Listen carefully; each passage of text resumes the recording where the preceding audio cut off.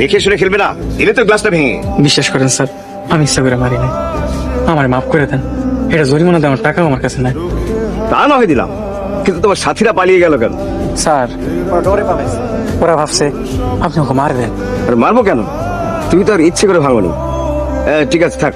এই শোনো, এই রিপন মিয়ার বাড়িটা যেন কোন দিকে? কেন স্যার, আবার লোক আপনার কি? আব্বা মানে তুমি কি রিপন মিয়ার ছেলে? যে আমার নাম আজাদ। ও আজাদ, এখন তুমি তোমাদের বাড়িতে নিয়ে চলো আমাকে। এই রাস্তা দিয়ে তো গাড়ি যাইবো না, কাঁচা রাস্তা, পায়ে হেঁটে যাইতে হবে। আমি না হয়ে গেলাম, তোমার নাতনি তো হাঁটতে পারবে না। কোনো ব্যাপার না স্যার, আপনার নাতনি আমি কোলে করে লয় যেমন। আরে কি বলছো এসব? চিন্তা করেন না, আমি আপনার নাতনি ফেলামো না। কই আপনার নাতনি, কই দেখি। দাদু, এটা কে?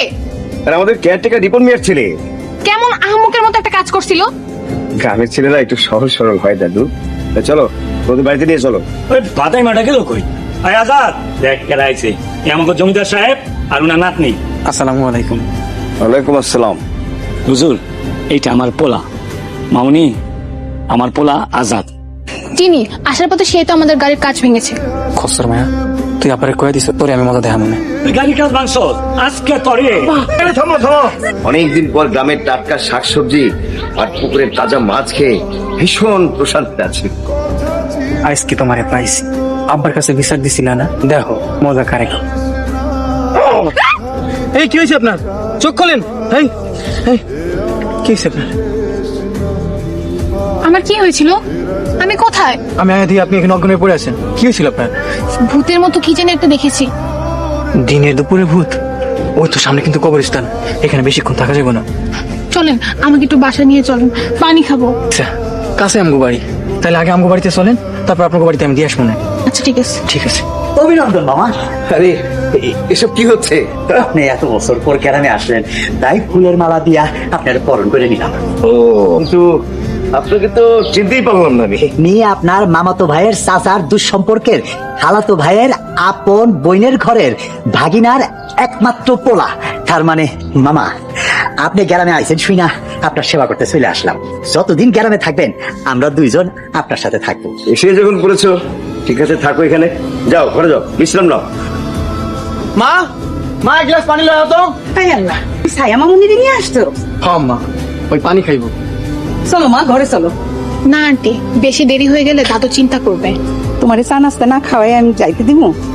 ঠিক আছে যেতে পারি, তবে একটা শর্ত। কি সত্য? আপনার মতো আমাকে শাড়ি পরিয়ে দিবে। তুমি শাড়ি পরবা? হ্যাঁ। মাশাআল্লাহ মা, তোমারে তো অনেক সুন্দর লাগতেছে। সত্যি? হ, তিন সত্যি। Thank you aunty. কিরে ভাদাই মা, তুই এইভাবে হা করে তাকা রইছিস কেন? আন্টি, ওর নাম কি ভাবেই মা? আরে না, ওর নাম হচ্ছে আজাদ। সারাদিন টোটো করে ঘুরে বেড়াইতো, এই জন্য বাদাই মা করে ডাকি। এখন ছায়া মামুনি রে জমিদার বাড়িতে দিয়াই। ঠিক আছে চলো। এই, তুমি আমার দিকে এভাবে হা করে তাকিয়ে আছো কেন? কই হা করে তাকে মুখে? বললো না তো শাড়ি পরে আমাকে কেমন লাগছে? এত ভাবাভাবির কি আছে? ভালো লাগছে নাকি খারাপ লাগছে? আচ্ছা, ভালোর উপরে কি আছে? ভালোর উপরে অনেক ভালো আছে। তাইলে ওইটাই অনেক ভালো লাগতেছে, মনে হইতেছে খাঁটি দেশি মায়া। জানো, শাড়ি পরে না আমি আমার মাকে খুব ফিল করছি। কেন, কি হয়েছে? তোমার মা যখন আমাকে শাড়ি পরিয়ে দিচ্ছিল, তখন মনে হচ্ছিল আমার আম্মু আমাকে শাড়ি পরিয়ে দিচ্ছে। আপনার মায়ের কি হয়েছে? আব্বু আম্মু দুজনেই রোড অ্যাক্সিডেন্টে মারা যায়। তোমার ভাগ্য কত ভালো, তোমার মা আছে, বাবা আছে।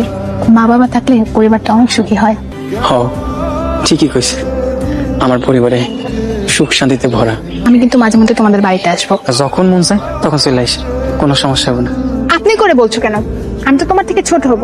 তাছাড়া আমি তোমাকে তুমি করে বলছি না। আচ্ছা ঠিক আছে, এখন থেকে তুমি করে কমনে। তোমাদের গ্রামটা কত সুন্দর, ইচ্ছে করছে সারা জীবন এখানে থেকে যাই। থাইকা যাও, এগুলা সবই তো তোমাকে। আরো সুন্দর সুন্দর জায়গা আছে। তুমি আমাকে ঘুরতে নিয়ে যাবা? হ, নিয়ে যাবো না। আচ্ছা ঠিক আছে।